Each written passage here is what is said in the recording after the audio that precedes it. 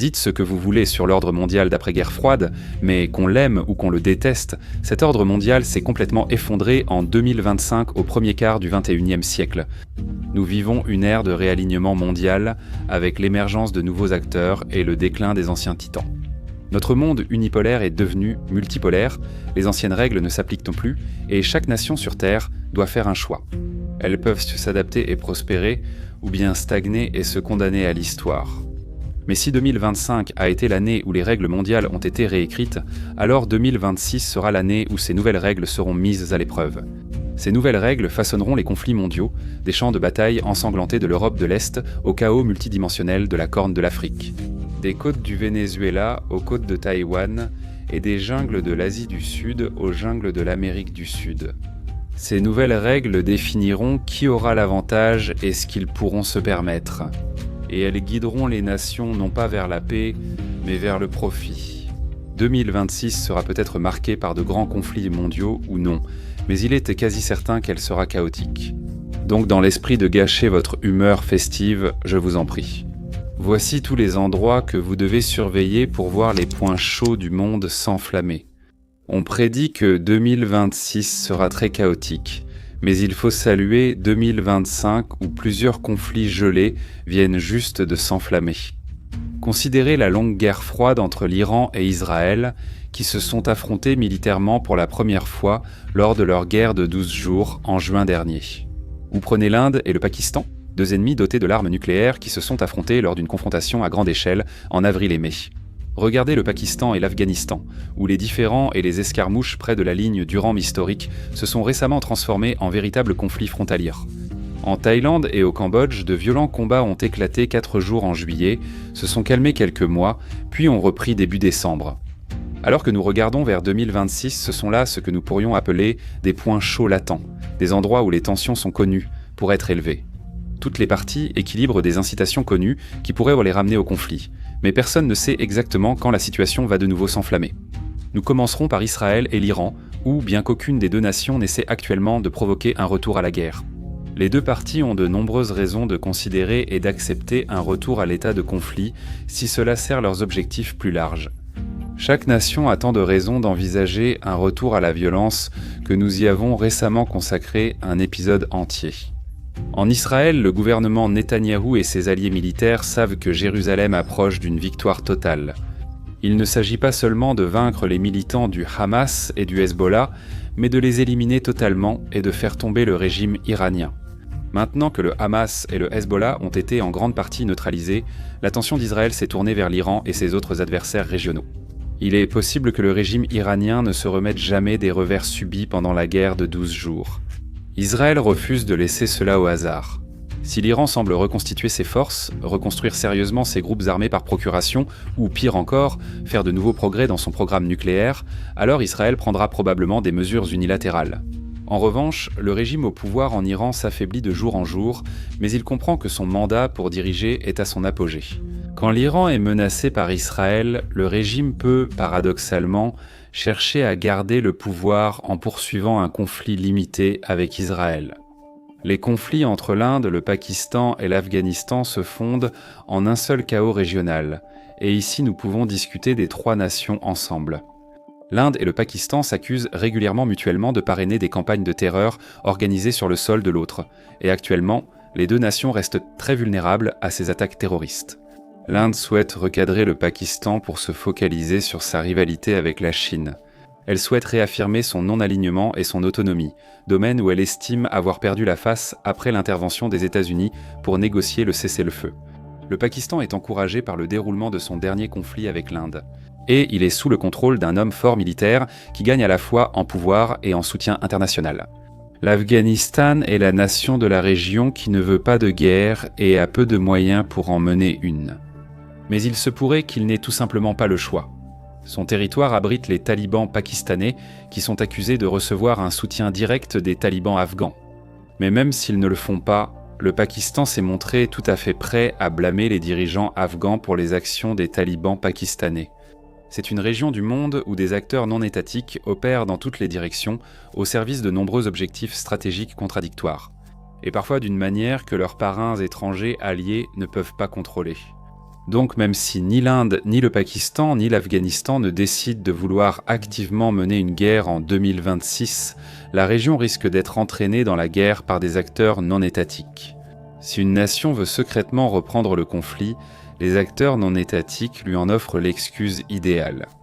Enfin, la dernière série de combats entre la Thaïlande et le Cambodge est toujours en cours. Au moment où cet épisode a été écrit, et à en juger par la façon dont les choses se déroulent, il est difficile de dire si les combats se seront calmés d'ici la sortie de cet épisode. Quoi qu'il en soit, la Thaïlande et le Cambodge ont montré que cet affrontement ne sera probablement pas le dernier. Le Cambodge est nettement le plus faible des deux, mais pour une raison. Durant la longue pause entre son premier affrontement de 2025 avec la Thaïlande et le second. L'armée cambodgienne aurait posé de nouvelles mines antipersonnelles le long des frontières et commis d'autres actes provocateurs. Cela n'a aucun sens à moins que le Cambodge ne cherche à revenir au conflit. La Thaïlande, elle, a un nouveau gouvernement qui prend une position ferme contre le Cambodge. Et après l'échec de sa première tentative de cesser le feu, la Thaïlande semble maintenant vouloir s'assurer que le Cambodge ne sera pas une menace dans les années à venir. Il est tout à fait possible que les violences actuelles soient résolues par un nouveau cessez-le-feu. Mais si la Thaïlande et le Cambodge entament un nouveau cycle d'escalade, lors d'un futur conflit ouvert, la Thaïlande sera encore moins encline à accepter un cessez-le-feu qu'aujourd'hui. D'importants mouvements nationalistes attisent les tensions des deux côtés de la frontière.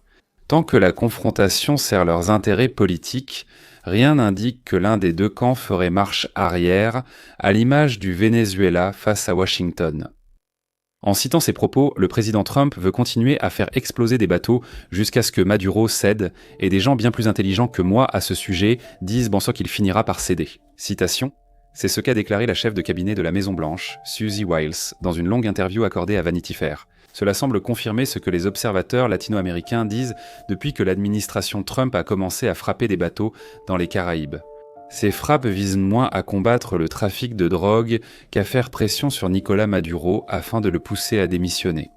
5 jours avant la publication dans Vanity Fair, le 11 décembre, l'administration Trump a saisi un pétrolier au large du Venezuela. Il semble plus que probable que la querelle va continuer à s'intensifier. Maintenant. Pour être honnête, cet épisode a été enregistré avant les vacances, donc il y a une petite chance que cette escalade ait déjà eu lieu. Au moment où vous verrez ceci. Et nous avons tous dû annuler nos Noëls pour nous assurer que Warfront couvre une guerre entre les États-Unis et le Venezuela. Peut-on attendre après les fêtes ? Je préfère éviter d'expliquer ça à ma famille. Amusez-vous bien, le spectacle sera super. Mais en supposant que cela ne se soit pas produit, nous devons nous demander que nous réserve 2026 pour le conflit entre le Venezuela et Washington ? Malgré l'insistance du président Trump à ne pas écarter l'envoi de troupes au sol au Venezuela. La plupart des experts estiment qu'une invasion américaine n'est pas prévue, du moins pas en 2026. Envahir le Venezuela en 2026, contrairement à la promesse de Trump de ne pas lancer de nouvelles guerres, serait impopulaire et pourrait faire perdre les élections de mi-mandat à son administration. Un sondage Columbia Broadcasting System indique que seuls 30% des Américains soutiennent une action militaire contre le Venezuela, une invasion majeure étant exclue. La solution la plus probable qui reste à l'administration serait de lancer des frappes aériennes ciblées contre des objectifs stratégiques à l'intérieur du pays. Il y a 2 issues possibles si l'administration Trump suit cette voie. D'abord les frappes aériennes, puis les autres actions entreprises par Washington. Elles pourraient être si dévastatrices que le peuple vénézuélien déciderait que sa seule option est de renverser Maduro pour survivre. Nous verrions alors d'énormes manifestations publiques avant que l'armée ne renverse Maduro et le livre à Washington. Sinon Maduro pourrait comprendre ce qui se passe et fuir avant d'en arriver là, pour passer une retraite misérable bien méritée, traînant à Moscou et jouant aux jeux vidéo avec Assad. Dans le deuxième scénario, Washington mènerait quand même des frappes aériennes, mais les dégâts ne seraient pas suffisants pour que le public et l'armée se retournent. Dans ce cas, Maduro continuerait à faire traîner les choses jusqu'en 2028. Lorsque Trump quittera ses fonctions, en espérant qu'une administration plus disposée à négocier prenne le pouvoir, peu importe l'option choisie par l'administration Trump, le Venezuela continuera d'occuper une place intéressante l'année prochaine, et en restant un instant sur l'Amérique latine. L'Équateur tombe dans l'abîme. Lorsque l'Organisation pour les données sur les lieux et événements de conflits armés, mieux connue sous le nom The Armed Conflict Location et Event Data Project, a publié sa liste de surveillance pour 2026, très peu des pays mentionnés auraient sans vraiment surpris qui que ce soit. Ukraine, Soudan, Myanmar, Syrie, Pakistan. Ce sont des nations désormais synonymes d'insurrection et de guerre, mais enfouies au milieu des analyses des conflits. Dans des endroits comme le Sahel et le Moyen-Orient, un nom ressortait comme une évidence. Il y a 5 ans, l'Équateur comptait parmi les pays les plus sûrs d'Amérique latine. Une bande des Andes de la taille du Nevada, nichée entre les nations bien plus violentes que sont la Colombie et le Pérou. Avant la pandémie, son taux d'homicide était similaire à celui des États-Unis et bien inférieur à celui du Honduras, du Mexique ou du Brésil. Eh bien, quelle différence 5 ans peuvent faire ? En 2021, le taux d'homicide en Équateur a commencé à grimper de façon spectaculaire. En 2023, il avait atteint le chiffre impressionnant de 46 pour 100 000 habitants, plus élevé que le Venezuela, plus élevé que la Colombie, plus élevé même que Haïti. Tellement élevé que... Après un soulèvement de gangs en janvier 2024, le président Daniel Noboa a déclaré l'état de conflit armé interne et lancé une répression militaire. Une opération qui a d'abord rencontré un succès modeste avant d'être suivie par une nouvelle vague de violence encore plus grave. Les statistiques 2025 sont saisissantes. Les données officielles sur les homicides ne seront publiées que dans quelques mois, mais les projections annoncent un taux de 50 meurtres pour 100 000 habitants. À titre de comparaison, le taux de meurtre au Mexique en 2024 était d'environ 193. Comme le note le rapport de l'Armed Conflict Location et Event Data Project, l'Équateur figure parmi les 10 pays les plus violents au monde. Cette situation vient de la fragmentation du crime en Équateur. En 2023, 2 groupes armés rivaux, Los Lobos et Los Chaneiros, dominèrent le pays au pic des violences. Après 2 ans d'arrestations et d'opérations policières, de nombreux gangs équatoriens se sont disloqués, leurs membres s'affrontant désormais. Après l'arrestation de leur chef, Negro Willy. Par exemple, Los Tiguerones se sont fragmentés, d'anciens camarades s'entretuant pour le contrôle de routes de trafic lucratives. Les Joniquillas se sont aussi dissous et, avec l'extradition de Fido, chef des générats, vers les États-Unis, on craint le même destin pour ce groupe. On compte maintenant 40 gangs armés qui se disputent les profits de la cocaïne et de l'exploitation minière illégale en Équateur. Et tous sont prêts à recourir à une violence grotesque, presque théâtrale, pour tenter de prendre le dessus. D'où l'escalade de certaines actions de gangs, comme tirer sur les funérailles d'un rival ou accrocher des cadavres décapités à des ponts. D'où l'omniprésence de la violence, même si les quartiers touristiques de l'Équateur restent assez sûrs. La bande côtière densément peuplée ressemble à Miami au début des années 1980. Selon AKLED, 71% des Équatoriens ont été exposés à au moins un événement violent. Que ce soit en étant témoin d'un enlèvement, en se trouvant à proximité d'une voiture piégée, ou simplement en entendant les coups de feu alors que quelqu'un est abattu dans la rue voisine. Quant à l'année à venir, 2026 risque d'être encore pire. La fragmentation des gangs en Équateur intensifie la concurrence et pousse ces groupes à user d'une violence extrême pour atteindre leurs objectifs. S'ajoute l'instabilité croissante au Pérou. Il est facile d'imaginer que le conflit interne en Équateur évolue comme la guerre contre la drogue au Mexique. Une phase caractérisée par une criminalité croissante, une augmentation des meurtres et un sentiment d'impuissance. Ensuite, nous allons traverser les continents pour aller en Syrie. Mais d'abord, une petite pause pour vous parler de notre nouveau projet fantastique, Frontsco. Notre abonnement s'adresse à ceux qui souhaitent ressentir davantage d'anxiété face au monde. Pour 5 € par mois, nous vous en apportons la dose. Vous bénéficierez de 2 vidéos exclusives par semaine, d'articles d'experts et d'un accès anticipé à nos enquêtes approfondies. C'est la situation actuelle et 2026 pourrait être une année difficile en raison des conflits. Nous avons des choses intéressantes qui arrivent bientôt pour aider nos abonnés, que ce soit Doom and the Gloom, des podcasts exclusifs, de nouvelles séries vidéo et pas de spoilers. Ce sera une grande année pour le contenu abonné, c'est Frontsco. C'est 5 par mois ou 50 par an si vous voulez que ce soit encore moins cher. Et maintenant, retour à la vidéo. La Syrie se rallume, puis il y a le risque d'une nouvelle escalade en Syrie. Là où à la même époque, l'année dernière, nous discutions de l'effondrement soudain de la dynastie Assad après plus d'un demi-siècle de règne ininterrompu. Aujourd'hui, la Syrie est sans aucun doute dans une meilleure situation qu'elle ne l'était pendant sa guerre civile. Mais dire que la nation est stable ou unifiée serait exagéré. D'importantes régions de Syrie échappent aujourd'hui au contrôle du gouvernement. À Damas, ce gouvernement est accusé de complicité dans plusieurs massacres et atrocités de masse visant les minorités syriennes. Le pays devient l'épicentre d'un nouveau conflit froid au Moyen-Orient, entre la Turquie au nord et Israël au sud. De plus, l'État islamique reste actif partout et s'infiltre dans les institutions. Il prépare un futur retour à l'insurrection et compte libérer des milliers de combattants et partisans des camps de prisonniers vulnérables. Actuellement, le principal risque d'escalade en Syrie vient des tensions persistantes entre Damas et l'État autonome kurde du Nord-Est. Protégé par les forces démocratiques syriennes ou forces démocratiques syriennes et par toute une série d'autres groupes paramilitaires. L'État autonome de Rojava a cherché à garder une certaine séparation avec la Syrie, malgré la volonté claire de Damas de réintégrer totalement Rojava. La réintégration et la fusion des forces démocratiques syriennes avec l'armée syrienne sont au point mort depuis plusieurs mois. Bien que les deux parties se soient déjà engagées sur un plan de compromis, et même si Damas et Rojava semblent disposés à laisser les négociations suivre leur cours, il semble maintenant que la Turquie va forcer la question afin de clarifier son rôle. La politique intérieure compte. Ces paramilitaires kurdes se désarment via un accord d'amnistie, mais la Turquie considère les forces kurdes syriennes, notamment les forces démocratiques syriennes, comme des branches armées de ces groupes refusant l'accord turc. La Turquie est déjà intervenue directement contre Rojava par le passé et maintient toujours une zone tampon sur le territoire syrien, tout en travaillant sans relâche pour soutenir ses milices pro-turques. Pour contester l'influence de Rojava dans des endroits comme Alep et Manbij, la Turquie a considérablement intensifié la pression sur Rojava ces dernières semaines, insistant pour que Rojava accepte de se réintégrer à la Syrie d'ici la fin de 2025.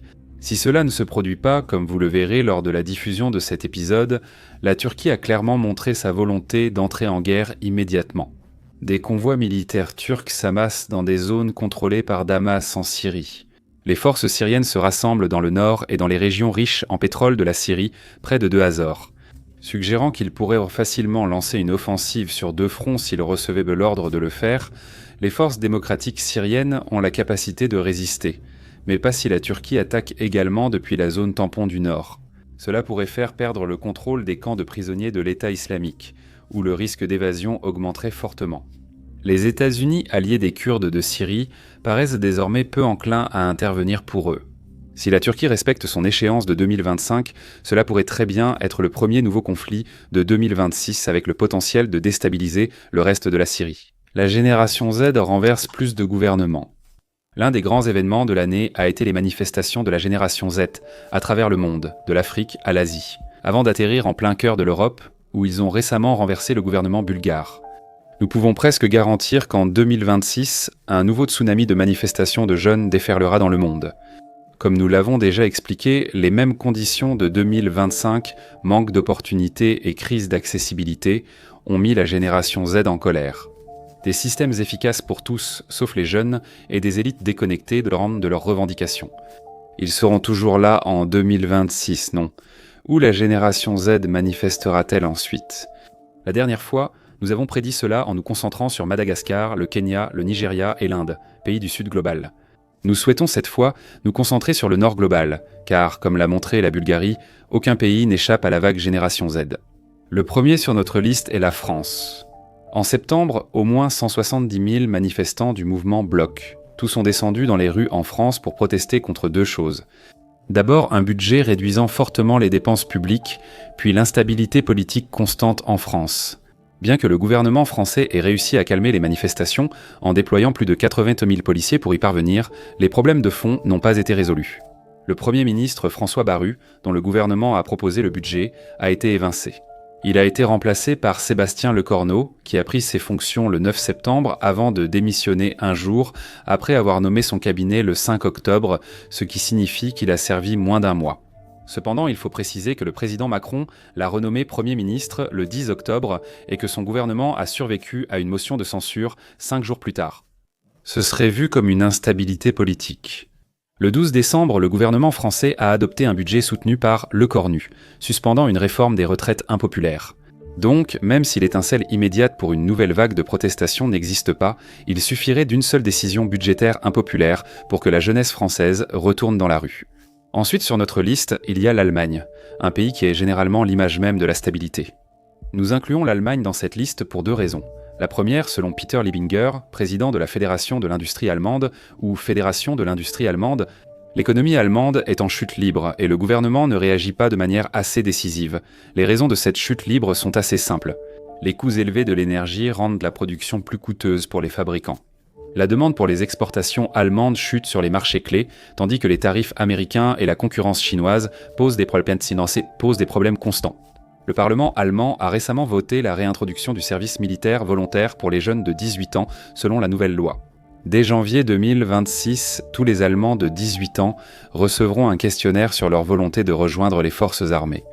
Le formulaire sera obligatoire pour les hommes et facultatif pour les femmes. De nombreux jeunes Allemands s'opposent à la loi, craignant le retour du service militaire obligatoire. Des manifestations ont déjà éclaté dans plusieurs villes du pays. À Hambourg, plus de 1500 personnes étaient attendues aux manifestations. Ce point pourrait devenir plus sensible en 2026, surtout après l'envoi des questionnaires en janvier. Nous devrions rappeler qu'à ce stade, le recrutement doit rester volontaire, ce qui pourrait réduire les tensions. Au-delà de la question de savoir où auront lieu les prochaines manifestations de la génération Z, il y a aussi la question de ce qui se passera dans les pays où la génération Z a réussi en 2025, en particulier au Népal, où le pays se dirige vers des élections en mars, comme l'a expliqué l'experte du Népal, Miana Bhatta, dans un article avec un diplomate. Les élections testeront si l'énergie politique de la jeunesse peut libérer le pays de son passé politique transactionnel. Si la jeunesse népalaise réussit à surmonter les élections et à battre des partis ayant passé des années à bâtir la machine, la loyauté et les réseaux clientélistes nécessaires pour gagner. Ils montreront à d'autres jeunes dans le monde qu'on peut non seulement protester contre des régimes impopulaires, mais aussi les vaincre. La Corne de l'Afrique pourrait imploser parmi des personnes ayant un intérêt passager pour la géopolitique. Il existe quelques points chauds largement connus pour une future guerre, comme le Cachemire par exemple, où l'Inde et le Pakistan ont tous deux des revendications concurrentes, ou Taïwan, ou la zone démilitarisée entre la Corée du Nord et du Sud. Même chez ceux qui suivent régulièrement ces sujets, un point clé est souvent négligé. Remplie d'États fragiles et bordant d'autres pays, affaiblis par les conflits et les insurrections, elle est déjà une source d'instabilité permanente. Mais l'an prochain, ce pourrait être différent. L'étincelle d'une guerre résonnerait en Afrique, en mer Rouge, au Moyen-Orient et peut-être jusqu'en Europe. Les raisons sont trop complexes pour être correctement expliquées en un seul court segment d'une vidéo YouTube. Mais pour faire simple, c'est cela. Une série de conflits qui se chevauchent et qui s'annoncent et les poussent la région vers la crise. Le plus préoccupant touche l'Éthiopie et l'Érythrée. Bien qu'ils aient combattu ensemble lors de la guerre du Tigré, Addis Abeba a exclu Asmara des négociations de paix qui ont mis fin au conflit. Depuis, le Premier ministre éthiopien Abiy Ahmed s'est vivement exprimé sur le rétablissement de l'accès de l'Éthiopie à l'océan. La plupart des analystes y ont vu une menace d'annexer des régions de l'Érythrée. L'indépendance de l'Érythrée ayant privé l'Éthiopie de son littoral, le dictateur Isaias Afwerki a cherché à contrer cette menace en s'impliquant davantage dans les conflits internes éthiopiens.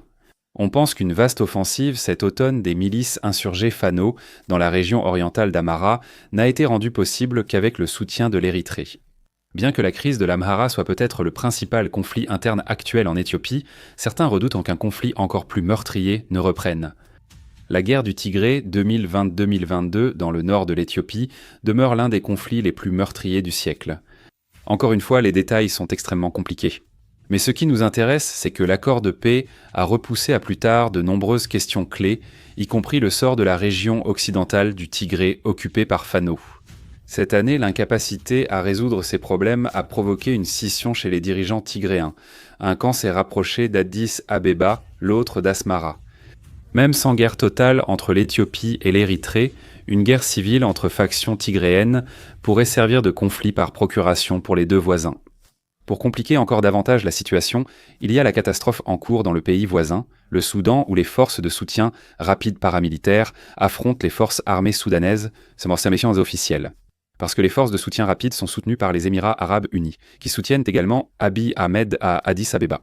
Isaias Afwerki a cherché à s'allier aux forces armées soudanaises, allant jusqu'à visiter Port-Soudan en novembre. Les forces armées soudanaises, soutenues par l'Égypte et l'Arabie saoudite, ont aussi des liens avec les forces du Tigré et pourraient intervenir si la région bascule dans la guerre civile. Et au cas où cela ne serait pas déjà assez compliqué, il y a aussi la situation avec la Somalie. L'année dernière, il a brièvement semblé que l'Éthiopie allait conclure un accord avec l'État séparatiste non reconnu du Somaliland, échangeant la reconnaissance contre l'un de ses ports. Cela a provoqué la panique à Mogadiscio, le gouvernement officiel de la Somalie s'empressant de forger une alliance avec l'Érythrée et l'Égypte afin de dissuader cette initiative. La médiation turque a mis fin à la proposition, révélant toutefois des fractures croissantes dans la corne de l'Afrique, les États côtiers s'inquiétant de l'expansion éthiopienne. Cette nervosité divise la région en deux blocs hostiles, l'un mené par l'Éthiopie avec l'appui des Émirats arabes unis, l'autre par l'Érythrée, soutenu par l'Égypte et l'Arabie saoudite. Cela ne signifie pas qu'une guerre régionale est inévitable, mais le risque grandit clairement, avec plusieurs déclencheurs possibles. D'un effondrement au Tigré à une confrontation entre Addis Abeba et Asmara, jusqu'au risque accru d'intervention militaire dans la guerre civile soudanaise. 2026 pourrait donc être une nouvelle année de tensions et de démonstrations de force dans la région. Ou bien ce pourrait être l'année d'une guerre généralisée en Afrique de l'Est. La guerre civile au Myanmar se poursuit, 5 ans après que l'armée du Myanmar a pris le pouvoir en 2021, et le conflit entre elle et les différents groupes rebelles semble ne pas avoir de fin en vue. Pendant une grande partie de 2025, l'histoire au Myanmar a été celle de l'armée, avec l'aide de la Chine, qui reprend les avancées réalisées par les rebelles, en plus de compter sur l'aide de la Chine. L'armée a changé de tactique, en introduisant la conscription et en élargissant sa flotte de drones, s'appuyant sur ses points forts et essayant de neutraliser tous les avantages dont bénéficiaient les groupes armés. Les victoires de l'armée arrivent à un moment crucial pour le Myanmar, alors qu'il se prépare aux élections du 28 décembre, ce qui dominera toute couverture du Myanmar dans un avenir prévisible, une élection que la plupart des observateurs régionaux considèrent comme une simple mascarade. La Commission internationale de juristes, une organisation non gouvernementale composée de juges et d'avocats éminents du monde entier, partage cet avis. Si élections ont lieu, elles seront probablement ni libres, ni équitables, ni inclusives. La Commission internationale de juristes souligne que la loi modifiée sur l'enregistrement des partis politiques, en imposant des exigences strictes d'adhésion et de finances, bloque l'enregistrement de partis établis de longue date. De plus, la junte militaire a adopté plusieurs autres règlements qui refusent les droits politiques aux personnes accusées, souvent sans procédure régulière, d'implication dans des activités illégales. Un terme générique utilisé pour cibler les critiques, les militants et les membres des mouvements d'opposition. Selon un article de The Conversation de Nicolas Coppel, ex-ambassadeur d'Australie en Birmanie. Des citoyens critiquant les élections sur les réseaux sociaux ont écopé de peines pouvant atteindre 7 ans de prison. Avec travaux forcés pour certaines infractions, la peine de mort s'applique. Si tous s'accordent à dire que les élections seront une mascarade, pourquoi l'armée tient-elle à les organiser ? Selon Coppel, la junte organise les élections pour renforcer sa légitimité interne et internationale. Une légitimité qu'ils cherchent depuis leur arrivée au pouvoir, mais qui leur échappe jusqu'à présent. Les victoires majeures des groupes rebelles en 2024 ont mis en évidence la faiblesse réelle du contrôle de la junte. Les élections et la récente série de victoires sur le champ de bataille sont censées inverser ce récit et montrer que la junte, malgré toute faiblesse perçue, reste la faction dirigeante la plus dominante du pays. La tâche sera difficile pour l'armée, comme l'a souligné Soumon Akleid, analyste principal Asie-Pacifique, dans un article avec l'organisation. Bien que les succès militaires de 2025 aient été notables.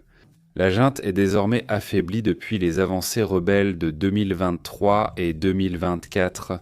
Elle n'exerce aucun contrôle effectif sur les zones récemment reprises. Et il y a le simple fait que la plupart des groupes rebelles continueront tout simplement à se battre, peu importe les élections. Donc au Myanmar, 2026 s'annonce comme une bataille de récit pour la junte. C'est une bataille pour montrer au monde qu'elle est capable de gouverner l'ensemble du pays et pas seulement de petites poches de territoire où ses forces sont les plus concentrées. Pour les rebelles, il s'agit de prouver que les victoires de 2024 annoncent un vrai changement de pouvoir durable, qu'aucune élection truquée ne pourra annuler.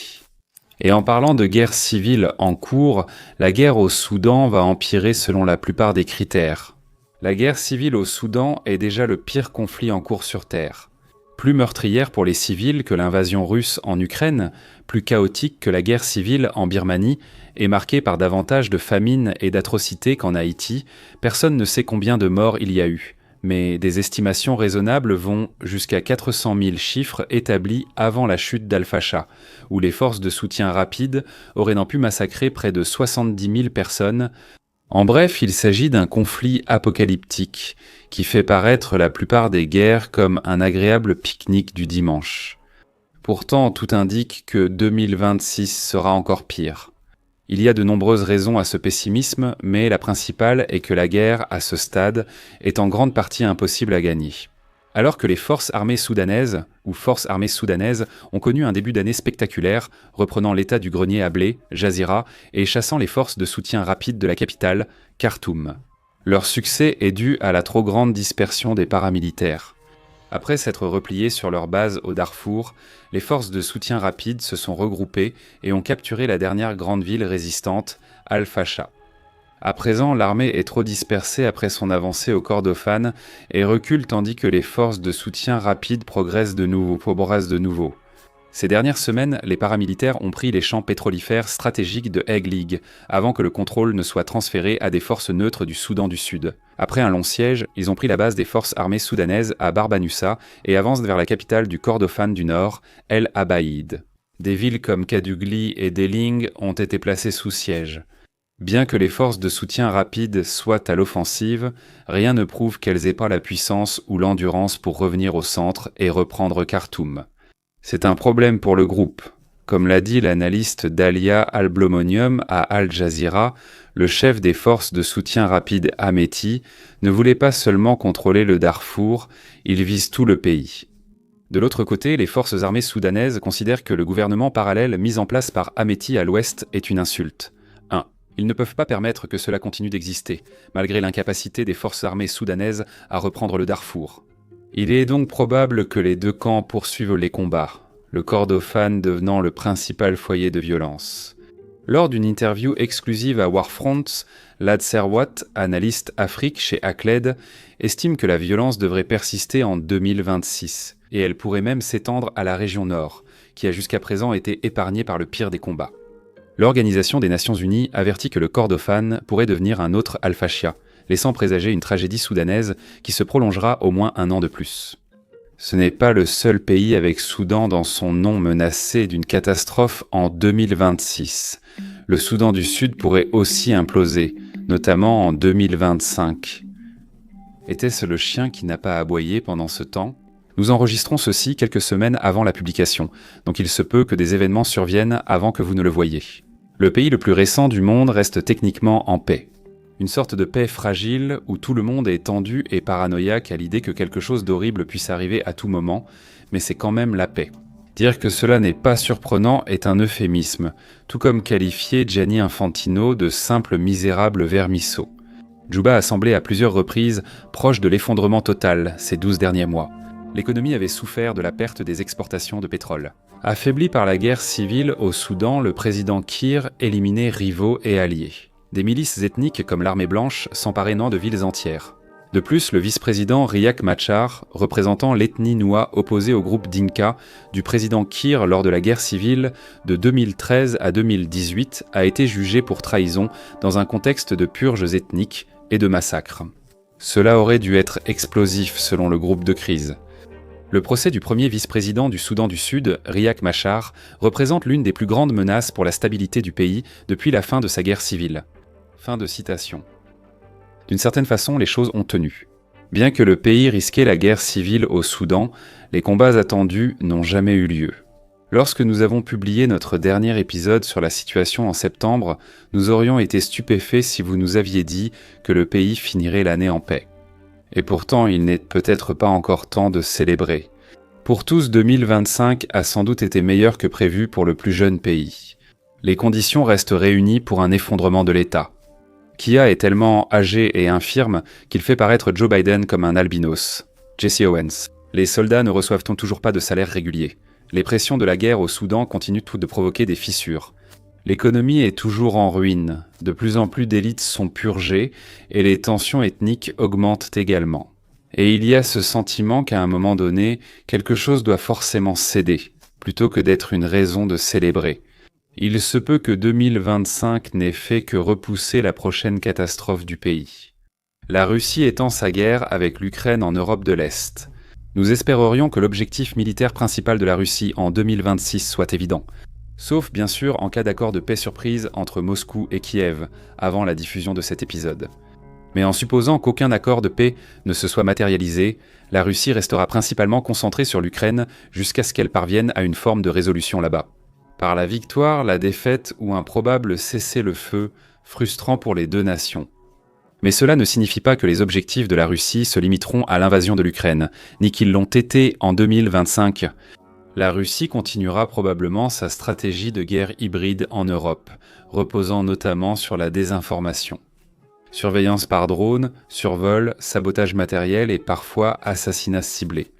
Les objectifs de la Russie semblent assez simples, sonder et analyser les défenses de l'OTAN ainsi que ses temps de réaction. Mettre à l'épreuve la détermination de l'OTAN et sa volonté de se protéger, ainsi que semer le mécontentement et la discorde parmi les membres de l'Alliance Atlantique. Comme nous l'avons déjà dit sur cette chaîne, la Russie a tendance à sonder ses adversaires dans toutes les directions en même temps. Même si elle recule face à la résistance, elle s'investit davantage dès qu'elle perçoit une vulnérabilité. Ce que la Russie fera en Europe en 2026 dépendra très probablement des faiblesses que l'Europe révélera. La Russie pourrait aussi mener une action militaire limitée dans des pays non membres de l'OTAN, comme la Géorgie, la Moldavie ou les deux. La Géorgie semble la candidate la plus probable, déjà neutralisée et alignée sur Moscou par son gouvernement pro-russe. Elle est désormais prête à servir de vitrine pour tout message que la Russie souhaite transmettre si elle veut utiliser la Géorgie pour illustrer la bienveillance et l'enrichissement mutuel d'une alliance avec Moscou. Peut-être que la Géorgie et ses élites vont bientôt devenir bien plus riches. Si au contraire la Russie a engraissé la Géorgie pour l'abattre afin de démontrer à quel point elle peut être puissante. Si la Russie décide de s'emparer d'un pays entier, les élites géorgiennes pourraient se voir trahies et servir d'avertissement au reste du monde. La Moldavie serait plus difficile à attaquer directement par la Russie, mais resterait vulnérable à la désinformation, à la guerre hybride ou à des frappes à longue portée. Surtout après que les avertissements moldaves sur l'ingérence russe en 2025 n'ont rien donné. D'autres nations pourraient également être menacées, notamment le Kazakhstan, où les dirigeants nationaux ont clairement indiqué qu'ils considèrent la Russie comme une menace à long terme, bien qu'une offensive russe en Asie centrale soit beaucoup moins probable cette année. Si la Russie et l'Ukraine concluent un cessez-le-feu, il est possible que l'invasion finisse, reprenne puis se termine à nouveau, le tout dans les 12 prochains mois. La Russie a montré dans cette récente série de négociations qu'elle voulait vraiment le contrôle de tout le Donbass, ce qui signifie qu'elle prendrait également le contrôle du reste de la ceinture de forteresses de l'Ukraine, la meilleure défense restante entre le front et Kiev. Cela et d'autres signaux du Kremlin et des renseignements occidentaux laissent penser que si la Russie obtient une paix avec l'Ukraine, elle ne souhaite probablement pas qu'elle soit durable. La Russie cherchera plutôt à reposer ses troupes, reconstituer son arsenal et réenvahir. Pariant sur le type d'offensive de quelques jours qu'elle prévoyait initialement en 2022. Mais supposons qu'aucun cessez-le-feu, même cynique, ne soit conclu. Que pourrait-il se passer ? Au contraire, selon Arisia Litsevich, directrice adjointe du programme Russie et Eurasie de Chatham House, l'année 2026 de l'Ukraine s'annonce sombre. Selon elle, un règlement pacifique en Ukraine est impossible tant que le président Poutine veut contrôler la frontière orientale du pays. Les négociations menées par les Américains ne seront probablement pas suffisantes pour l'arrêter. Litsevich n'a pas tort d'être sceptique. Malgré les conférences de presse optimistes et les déclarations sur un accord de paix imminent, les fondamentaux restent inchangés. La Russie se croit toujours victorieuse, tandis que l'Ukraine refuse toujours de perdre 1/5 de son territoire. Et l'administration Trump, malgré tout son tapage autour de la conclusion d'accords, n'a pas trouvé comment résoudre ce problème insoluble.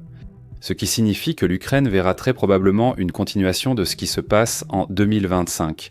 Une guerre d'usure acharnée où chaque camp échange des milliers d'hommes contre quelques mètres de territoire. Et nous n'exagérons pas en disant cela. Selon Dev, en décembre 2025, la Russie contrôlait 19% du territoire ukrainien, soit seulement 1% de plus qu'à la fin de 2022. Cependant, selon une étude du Centre d'études stratégiques et internationales, ou Centre d'études stratégiques et internationales, près d'1 million de soldats russes ont été tués ou blessés. Pour gagner ce terrain, le rapport entre les pertes massives et les gains minimes est du même ordre que celui que l'on associe généralement au front occidental de la Première Guerre mondiale. Pour l'Ukraine, la situation pourrait empirer. Le pays a perdu environ 10 millions de personnes, soit à peu près un quart de sa population d'avant-guerre, principalement à cause de l'émigration, mais aussi en raison des pertes humaines et de la chute drastique du taux de natalité. Son armée, qui avait commencé la guerre avec des volontaires affluents dans les centres de recrutement, ne voit désormais que 12% des nouvelles recrues se porter volontaires. Les autres sont des conscrits, dont beaucoup sont des hommes plus âgés. L'infanterie ukrainienne moyenne, selon le média militaire War on the Rocks, a 43 ans. En 2026, si aucun accord de paix n'est trouvé, ce qui semble probable, l'Ukraine continuera à se battre. Une guerre où la survie dépend de la volonté des nations occidentales à financer une impasse sans fin. La Russie, quant à elle, continuera d'essayer d'avancer à un coût énorme, pariant que sa population plus nombreuse et son économie de guerre pourront tenir plus longtemps que les réserves de main-d'œuvre ukrainiennes et l'engagement politique occidental. Le résultat ne sera probablement pas des offensives spectaculaires ou des batailles décisives, mais plutôt une autre année d'échanges d'artillerie et de frappes de drones, où des milliers de personnes mourront pour des villages qui seront oubliés. Des notes de bas de page dans les livres d'histoire. Chaque camp espère que l'autre tombera d'abord, sauf si une crise cardiaque frappe le trafiquant d'organes, ce type étrange. Au Kremlin, les choses pourraient rester ainsi pendant longtemps. La menace d'une guerre mondiale. Enfin, il serait négligent de conclure sans évoquer la Troisième Guerre mondiale. À notre avis, une Troisième Guerre mondiale semble assez improbable pour 2026, et oui, tout le monde ici touche du bois, et peut-être que vous devriez en faire autant. Aussi improbable que cela paraisse, il faut admettre la possibilité, même faible, que deux grandes offensives, la Russie contre l'OTAN et la Chine contre Taïwan, aient lieu cette année. Les experts occidentaux estiment une action militaire probable vers 2027 ou 2028, avant que les nations d'Europe ou celles de l'Indo-Pacifique ne se réarment au point de pouvoir dissuader complètement la Russie ou la Chine, respectivement. Mais maintenant, le réarmement des deux côtés du globe semble se produire rapidement. Si la Russie, la Chine ou les deux pensent peu que leur fenêtre d'opportunité se ferme, cela pose problème. Si la Russie et la Chine pensent que leur fenêtre se refermera d'ici 2028, vont-elles renoncer à leurs ambitions ou les poursuivre dès 2026 ? Impossible de l'affirmer avec certitude. Nous pouvons seulement dire que l'année prochaine sera probablement aussi chaotique et destructrice que le reste de la décennie. Espérons que, lorsque viendra le moment d'écrire notre perspective pour 2027, elle sera moins pessimiste que cet épisode. Merci de nous avoir regardés.